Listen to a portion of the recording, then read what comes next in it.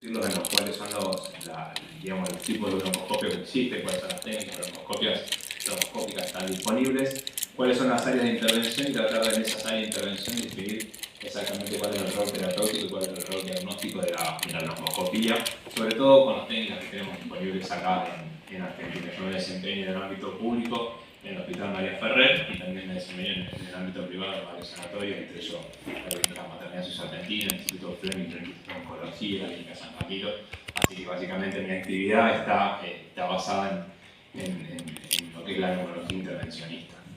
Entonces, en principio, para empezar a describirles cuáles son las técnicas broncoscópicas que existen, yo siempre diferencio dos grandes áreas dentro de la broncoscopía, que uno es el área de la broncoscopía rígida y el otro de la broncoscopía flexible. Obviamente ustedes como clínicos siempre van a estar más relacionados a pensar solicitar una broncoscopía con alguna intención diagnóstica, y eso sobre todo involucra la broncoscopía flexible. Y dentro de la broncoscopía flexible siempre se pueden diferenciar dos herramientas de trabajo, que uno es el fibrobroncoscopio y el otro el videobroncoscopio. Yo voy a intentar acá describirles cada uno de esos aparatos con los cuales nosotros trabajamos, sobre todo para que conceptualmente o semánticamente ya empecemos a aplicar términos que son correctos y no pensar en la broncoscopía como solo una fibrobroncoscopía, que eso es lo que habitualmente sucede, y a la hora de recibir nosotros el pedido de hacer un estudio, lo plantea como una fibrobroncoscopía todo aquello que involucra la broncoscopía respiratoria, y eso no es un término correcto. Entonces, la broncoscopía flexible, como les decía, involucra un equipo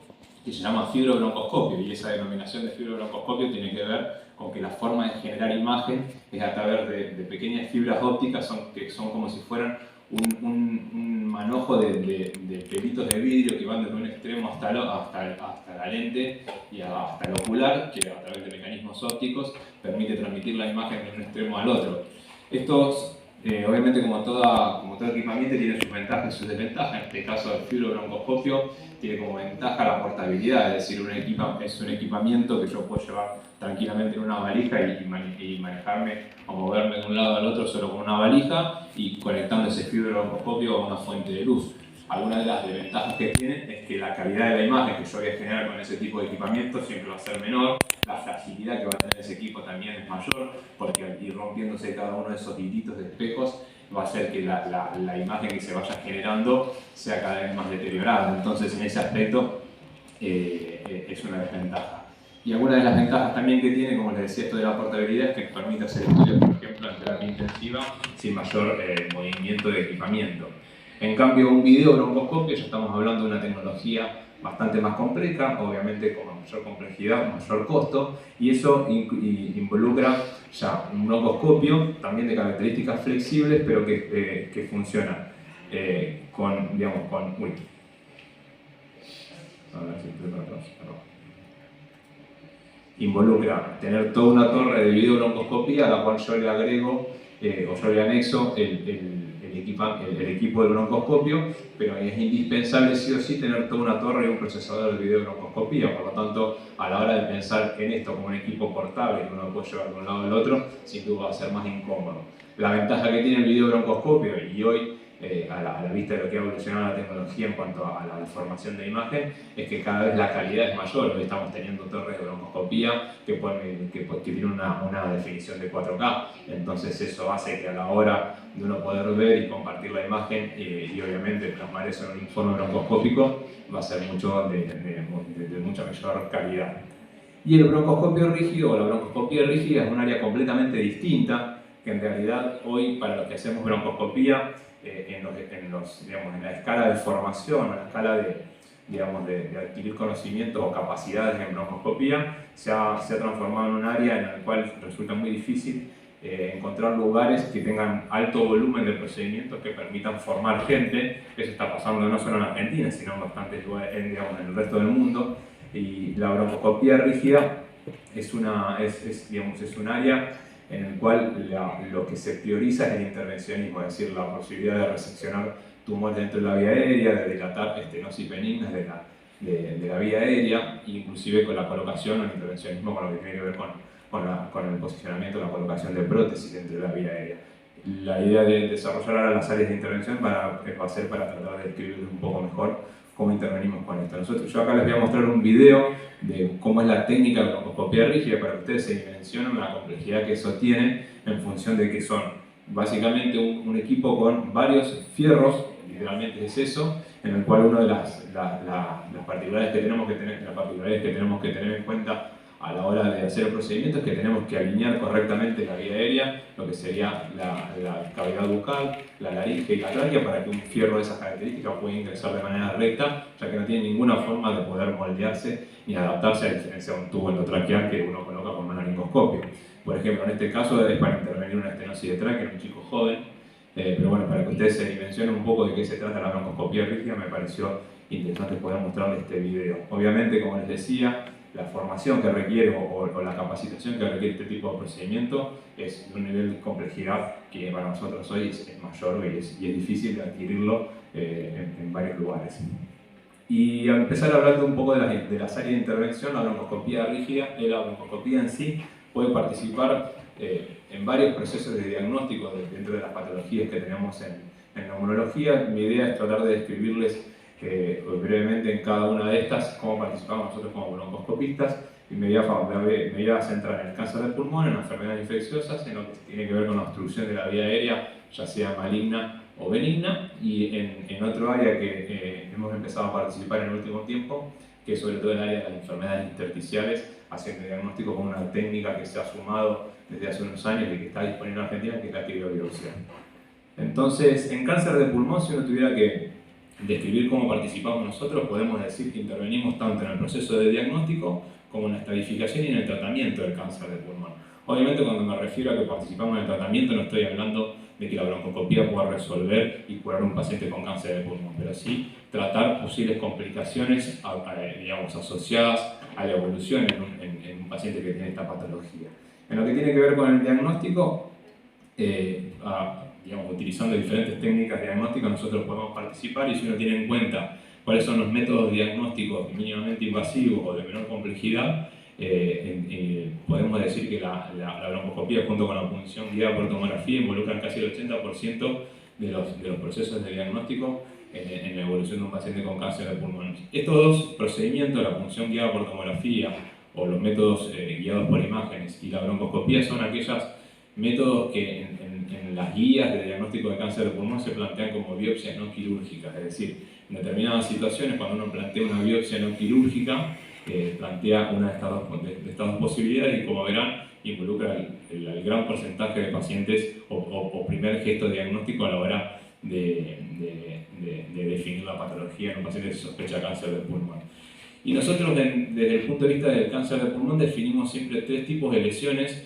¿Y por qué para nosotros es importante cuando uno lo consultan sobre el diagnóstico o cuáles son las herramientas de diagnóstico que vamos a plantear? Es definir el tipo de lesión. Bueno, justamente por eso, porque en función de tratar de tener claro qué tipo de lesión nosotros esperamos encontrar, es que vamos a plantear qué herramienta de diagnóstico podemos utilizar, y en función de eso cuáles son los resultados que vamos a esperar. Entonces, definimos 3 tipos de lesiones: las lesiones centrales, las lesiones periféricas y las lesiones iliares o mediastinales. Las lesiones centrales son todas aquellas lesiones que yo, ingresando con el broncoscopio dentro de la vía aérea, voy a encontrar alguna expresión dentro digamos, en el interior del bronquio, es decir, una masa pulmonar, un nódulo pulmonar, pero que yo hago una broncoscopía y encuentro el bronco comprometido, para nosotros es una lesión central. Una lesión periférica es aquella que se encuentra en el parénquima pulmonar, independientemente del tamaño que tenga, si es una masa, si es un nódulo, pero que yo recorro la vía aérea y no encuentro absolutamente ninguna lesión dentro del bronquio, es decir, la vía aérea es completamente normal. Y las lesiones iliares o mediastinales son aquellas lesiones que se encuentran alrededor de la vía aérea, pero que no la invaden. La pueden comprimir, la pueden desplazar, pero que no la invaden en sí mismo. Entonces, yo, para pensar en hacer diagnóstico de ese tipo de lesiones, voy a necesitar atravesar de alguna manera la pared de la vía aérea, ya sea la tráquea, la carina principal o los bronquios fuentes. Ahora les voy a mostrar cuáles son esas técnicas que nosotros utilizamos. Entonces, planteándonos inicialmente esta idea de definir qué tipo de lesión tenemos, es a partir de ahí donde nosotros vamos a pensar qué herramienta de diagnóstico vamos a usar para poder definir la patología del paciente. Y dentro del tipo de muestras podemos, digamos, diferenciar dos clases: las muestras citológicas y las muestras histológicas. Las muestras citológicas hoy en día en cáncer de pulmón han perdido muchísimo terreno, en el sentido de que hoy, con la cantidad de evaluaciones moleculares y histoquímicas que se necesitan hacer para cáncer de pulmón, todas las muestras citológicas, como no se le puede hacer esas determinaciones, han perdido bastante terreno. Entonces, si bien existen, si bien se siguen haciendo y se plantearon siempre como un gesto de diagnóstico en cáncer de pulmón, la realidad es que hoy uno no pone demasiado esfuerzo en tenerlas, porque más allá de diferenciar si son células atípicas o no, no ofrece otra información. En cáncer de pulmón eso ha avanzado tanto en los tratamientos personalizados que hoy nos exigen muchísimo esas muestras. Entonces, si bien estas zonas que se mencionan, como el lavado bronquial, el lavado bronquialveolar, el cepillado bronquial o la punción con aguja, han perdido bastante terreno en ese aspecto. En cambio, las muestras histológicas sí son muy útiles, y acá tenemos algunos tipos de muestras histológicas, que son la biopsia bronquial directa o la biopsia transbronquial. Ambas son biopsias que se pueden tomar con un forceps. La herramienta de forceps es esta que a ver, ahí está. El forceps es esta herramienta que yo les voy a mostrar acá. Es la pinza que en cualquier lugar que hagan broncoscopía es la herramienta fundamental, digamos, convencional con la que habitualmente se toman las biopsias. Existen forceps de diferentes formas en cuanto a su cucharita, digamos, en la que uno puede tomar la biopsia. Algunas tienen agujas, otras no, en función de que uno pueda adherirse mejor a la pared del bronquio, pero es la herramienta que habitualmente y convencionalmente se utilizó para hacer biopsias. Esta herramienta es la que, si uno lee guías o lee bibliografía acerca de cuáles son los rendimientos diagnósticos, nódulos pulmonares, masas pulmonares y demás, bueno, todo está asociado a este tipo de herramientas. Y ahora, hace unos años, se insumó otro tipo de herramientas que permite tener muestras de mejor tamaño y de mejor calidad, que es la criosonda, en la cual también está teniendo muy buenos resultados para cáncer de pulmón, y ahora les voy a contar un poco más adelante cómo funciona esto. En función de las relecciones centrales, ¿cuáles son los rendimientos diagnósticos que nosotros vamos a tener de acuerdo al tipo de muestra que vamos a plantear? Bueno, esos son los números que están planteados en la bibliografía. La realidad es que la ventaja que tienen las lesiones centrales es que yo voy a meter una pinza directamente en una lesión que estoy viendo, porque, como les decía, una lesión central es aquella que yo veo dentro del bronquio que está comprometido. Entonces, poder dirigir la biopsia y tomar tejido desde ahí siempre va a mejorar los rendimientos diagnósticos. En cambio, en las lesiones periféricas, la cosa cambia un poco. ¿Por qué? Porque yo no voy a tener la visión directa del lugar donde voy a tomar la biopsia, porque ese nódulo o esa masa no tiene ninguna expresión dentro de la vía aérea. Entonces siempre me voy a tener que guiar, por lo menos con algún método de imágenes, para poder dirigir la biopsia.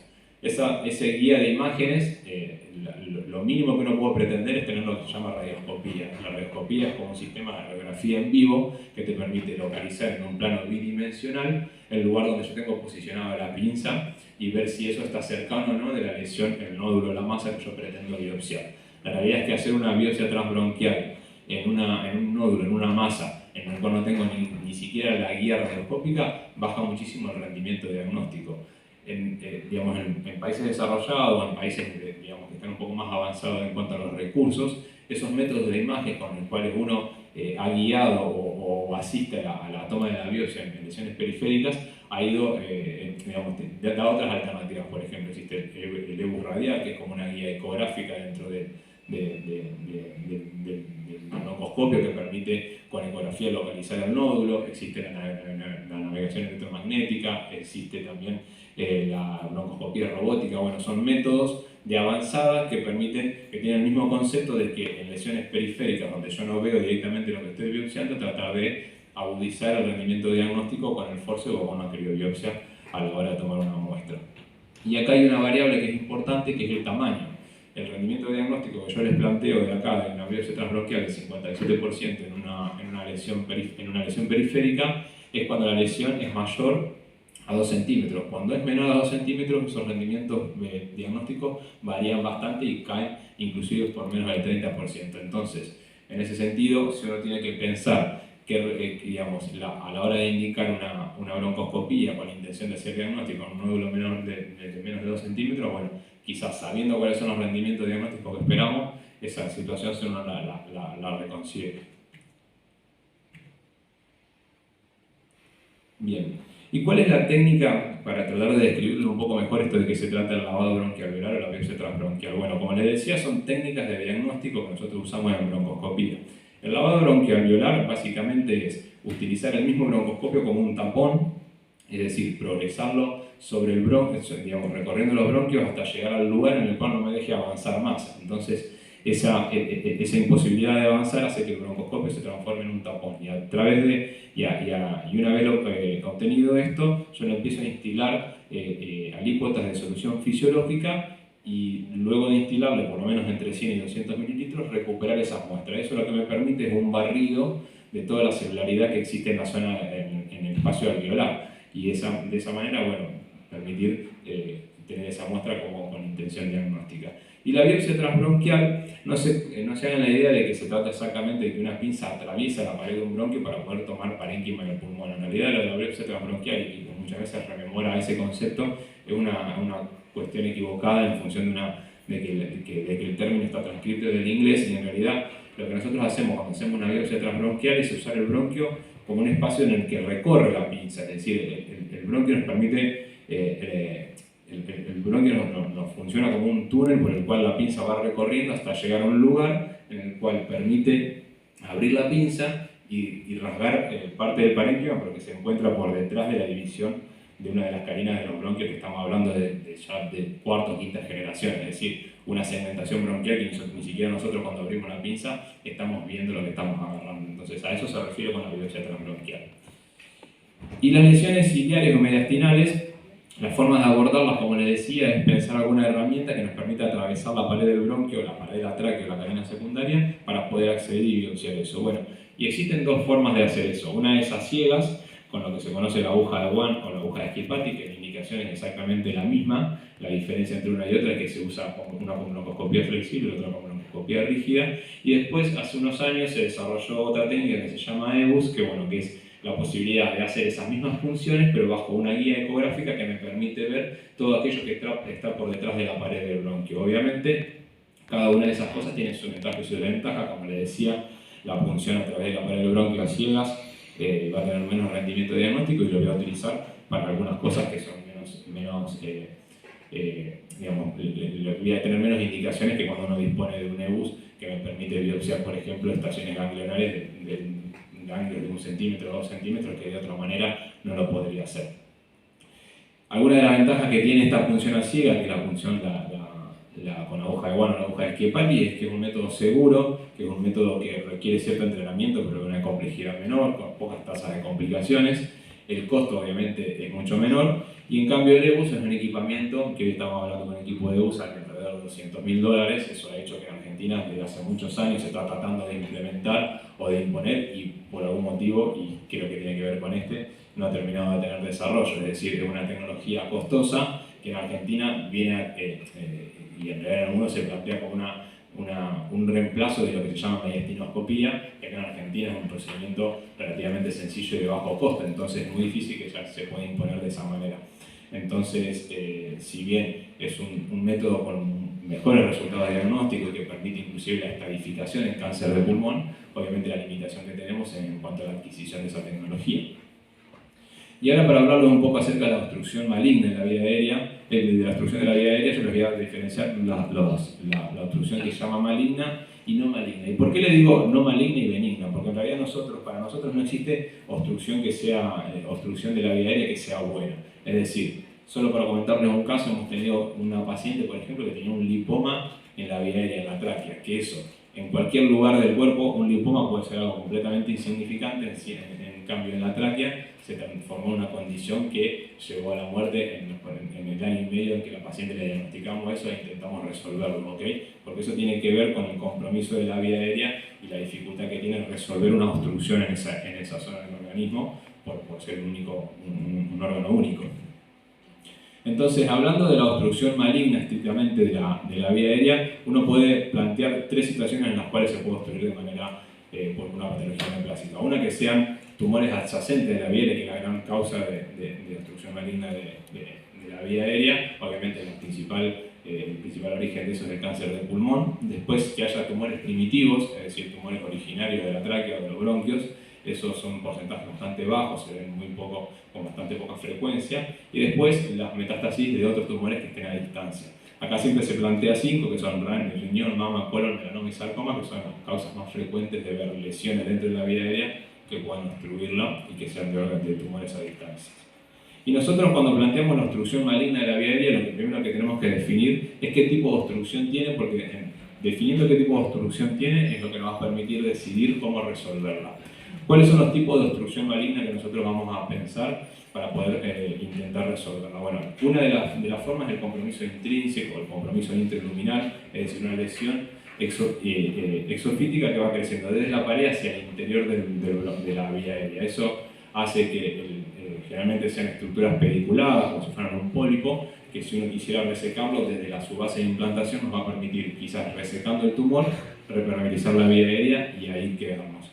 La otra forma de compromiso es cuando la vía aérea no está invadida, ni no hay ninguna lesión por dentro de la vía aérea, sino que está comprimida desde afuera. Eso se llama compresión extrínseca o compromiso extraluminal, es decir, yo estoy mirando la tráquea desde adentro y hay algo que desde afuera me la está desplazando o apretando. Y el tercer tipo de compromiso que existe es el mixto, es decir, la combinación de estas dos formas. Y cuando planteamos el compromiso intrínseco, esto que les decía, cuando uno tiene una lesión que crece desde la pared de la vía hacia adentro y es una lesión exofítica que puede estar inclusive hasta pediculado, quizá la forma de resolverlo es con una resección, que obviamente no es fácil, pero que es menos complejo, que tienen que hacer otro tipo de procedimientos, y resolviendo y sacando esa lesión podemos repermeabilizar la vía aérea y nos damos por satisfechos a la hora de resolver ese paciente. Las técnicas de resección de tumores, nosotros siempre planteamos tres pasos. Una que es la desvascularización del tumor desde su superficie, tratar de desvascularizarlo para eso, de esa manera disminuir la posibilidad de sangrado. Después con maniobras mecánicas, inclusive usando el mismo broncoscopio rígido, resecar o partir la lesión, y después, una vez resecada la lesión, su base de implantación coagularla para evitar el sangrado posterior. Las formas de poder hacer esta técnica de resección de tumores, depende de los recursos que cada uno tenga, puede plantear el electrocauterio, el argonplasma, el láser, inclusive la terapia de fotodinámica, que acá en Argentina hace años que ya no se hace. Hoy lo que está disponible en todos lados es el electrocauterio, por ejemplo, eso que estamos haciendo nosotros ahí. Fíjense que desde el borde de la lesión, es decir, de la base de implantación, se empieza a resecar para tratar de desvascularizar la lesión y de esa manera disminuir la posibilidad de sangrado. Acá estamos trabajando con electrocauterio, y el argonplasma y el láser son las otras dos alternativas que en Argentina están disponibles. Obviamente, en ese orden lo que se respeta es la complejidad, el costo y la posibilidad de disponerlo en cualquier centro. El láser es más costoso, es mejor, es como más prolijo a la hora de trabajar, pero obviamente requiere un costo distinto. Una vez que nosotros desvascularizamos la lesión con maniobras mecánicas, van a ver cómo avanzo con el broncoscopio, con el borde del broncoscopio rígido, y de esa manera puedo sacar parte de la lesión y tratar de repermeabilizar la vía aérea. Y muchas veces cuando yo encuentro ese tipo de lesiones, si repermeabilizo y queda una luz aceptable, no necesito hacer absolutamente más nada. Bien. Y el otro tipo de compromiso, que es esta cuestión de la compresión extrínseca, es decir, apretar desde afuera la vía aérea y obstruirla, se resuelve con una prótesis. Es decir, yo no tengo que hacer ninguna maniobra de resección o de desobstrucción para poder lograr repermeabilizar el bronquio. En ese caso, lo único que hago es tratar de vencer esa presión que desde afuera hacia adentro me hace el tumor, vencerlo como por ejemplo con un stent de silicona, como es este caso, que es una estructura relativamente rígida, que se pone con el broncoscopio rígido, y que una vez que uno lo despliega en el sector que lo quiere colocar, eso hace la presión suficiente como para vencer y contrarrestar el tumor y de esa manera repermeabilizar la vía aérea, pero sin necesidad de hacer ninguna maniobra de resección. Y en el caso de que haya un compromiso mixto, obviamente, y parece bastante obvio, que la forma de resolverla es combinando las dos técnicas, es decir, hacer una resección de un tumor, por ejemplo, en este caso miren, es un sarcoma en mediastino que desplazaba e invadía la vía aérea. Entonces yo acá lo que hice fue con argonplasma resecarle parte del tumor, repermeabilizo el tumor, pero como tengo desplazamiento y compresión extrínseca de la vía aérea por parte del tumor, también le pongo unas prótesis como para sostener ese compromiso y de esa manera paliar la patología maligna que tiene este paciente.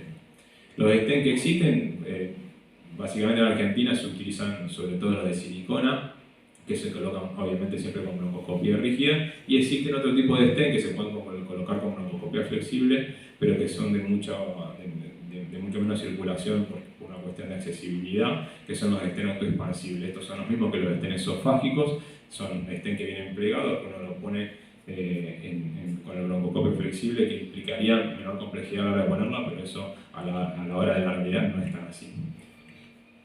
Y después, ¿cuándo entonces vamos, para repasar cuándo nosotros vamos a poner un stent? Bueno, como les decía, cuando necesitamos tener una compresión extrínseca, cuando tenemos un compromiso mixto o cuando una lesión endoluminal, a pesar de que el paciente está en tratamiento, sigue se hace recurrente, entonces de esa manera yo necesito sostener ese crecimiento del tumor. Entonces, en un momento, si yo noto que las resecciones se hacen muy reiteradas, obviamente cada procedimiento implica un riesgo para el paciente. Entonces, cuando tengo esa condición, lo que hago es sostener ese crecimiento del tumor con una prótesis.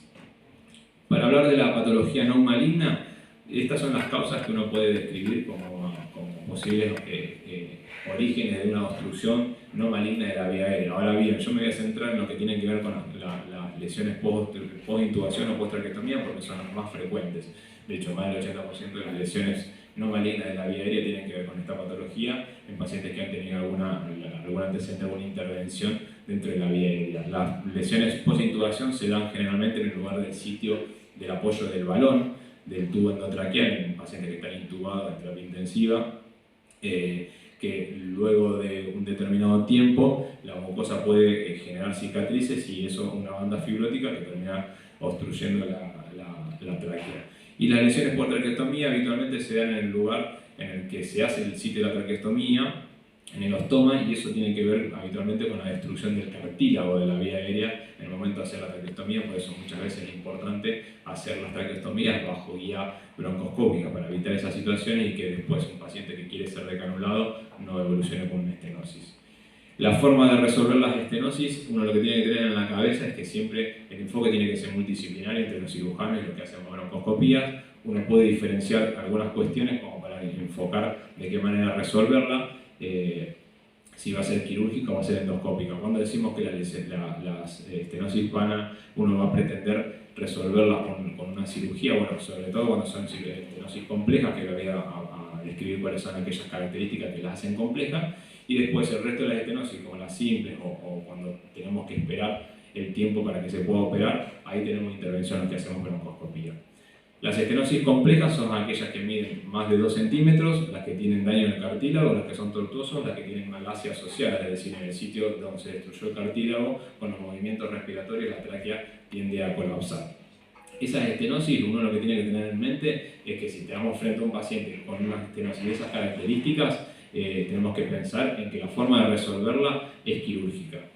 En el caso contrario, lo podemos definir como una estenosis simple y ahí muchas veces los broncoscopistas tenemos intervención, podemos hacer alguna dilatación, alguna maniobra broncoscópica que permita resolver la estenosis y no tener que volver a intervenirlo. Entonces, el éxito o el fracaso de cómo resolverlo quizás está definiendo si es una estenosis simple o compleja.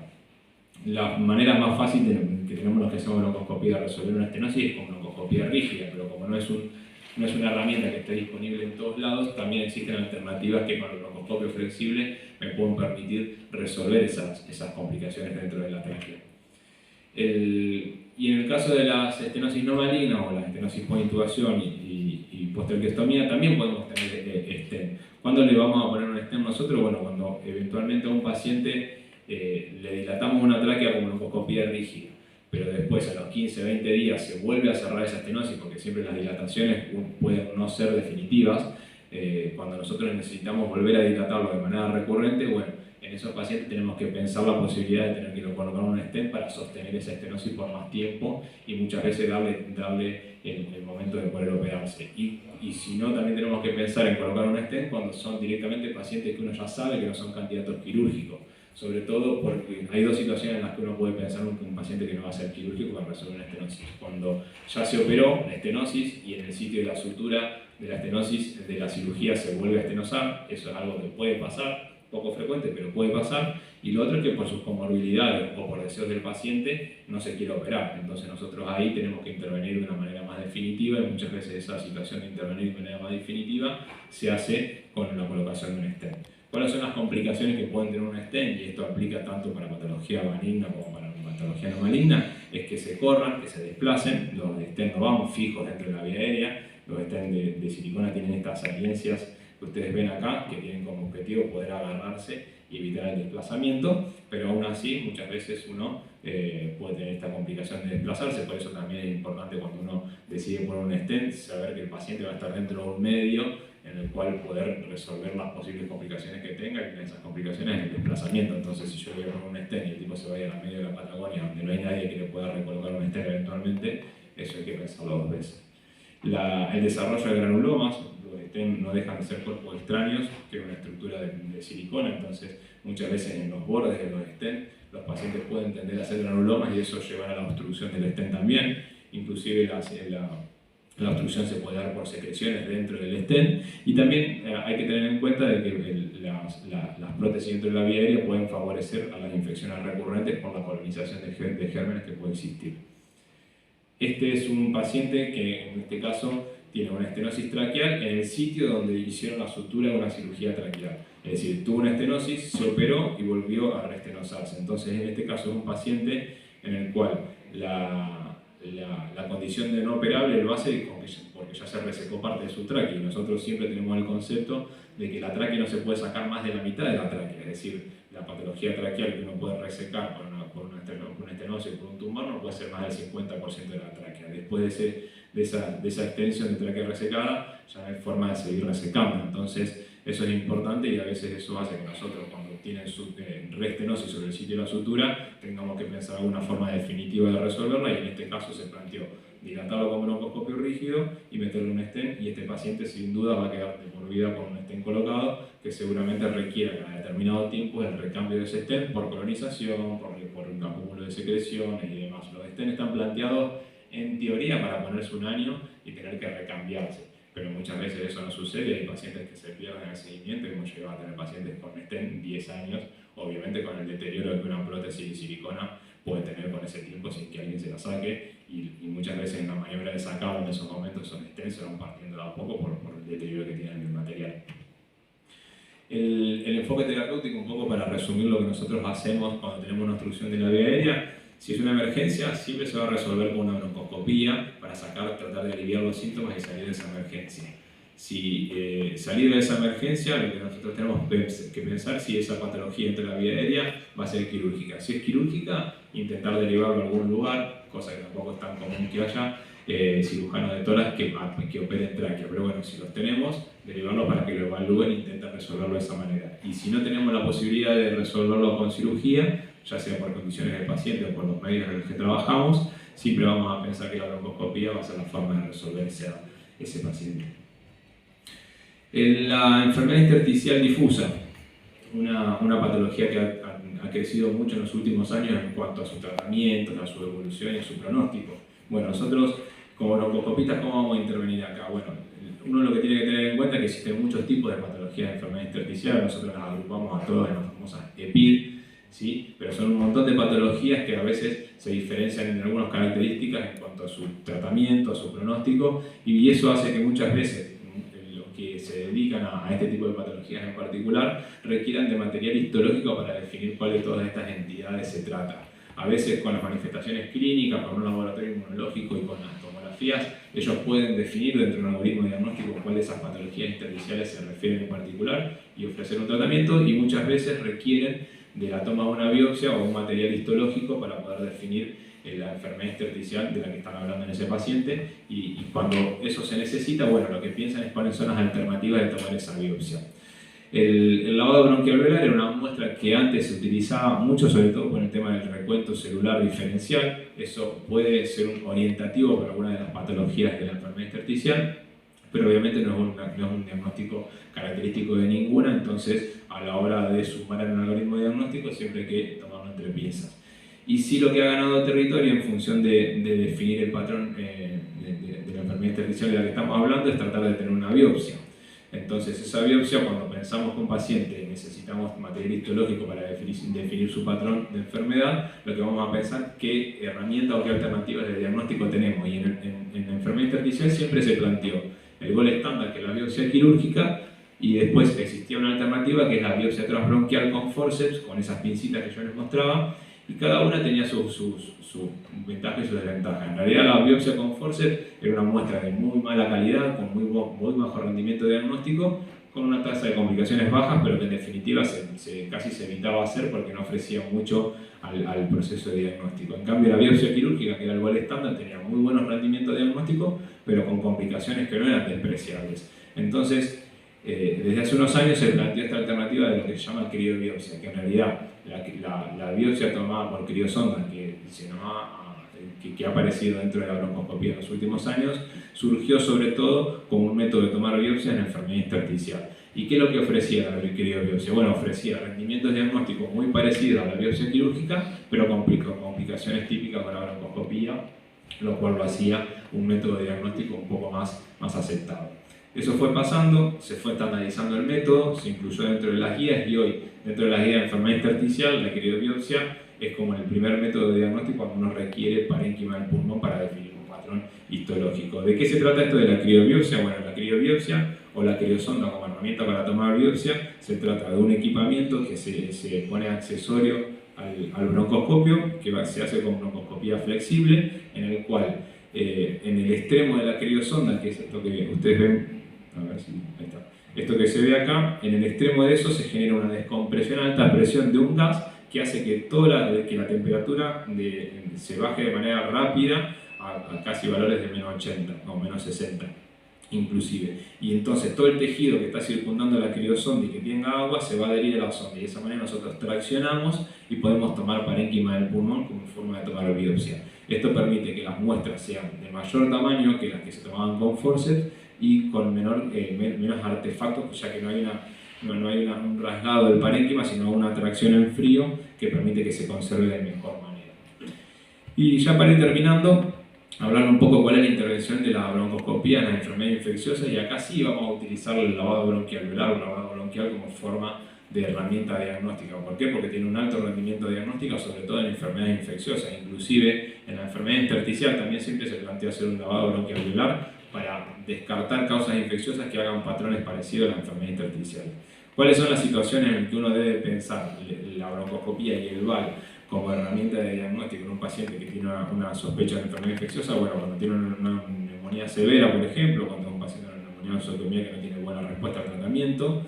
La neumonía asociada al respirador, siempre se discute la utilidad del VAL o no en esas circunstancias, eso depende de cada centro y siempre está claro que la broncoscopía y el VAL en neumonía asociada al respirador no cambia el pronóstico del paciente, pero sí permite tener por lo menos los rescates bacteriológicos que en ese centro en particular podemos encontrar.